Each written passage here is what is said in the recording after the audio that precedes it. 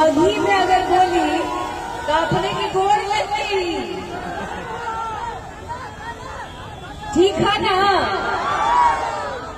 औरंगाबाद जब भी आते हैं आप सभी लोगों का आभार प्यार पाके बहुत ही दिल गदगद हो जाता है। और आज ढोली सती के ग्रैंड ओपनिंग में मुझे आने का एक बार फिर से मौका दिया गया है, इसलिए तहे दिल से शुक्रिया अदा करना चाहते हैं मंच पर उपस्थित तमाम सीनियर्स जितने भी लोग हैं जिन्होंने ढोली सती को इतना बड़ा बनाया है और आप लोग तक पहुंचाया है, उसके लिए बहुत बहुत धन्यवाद।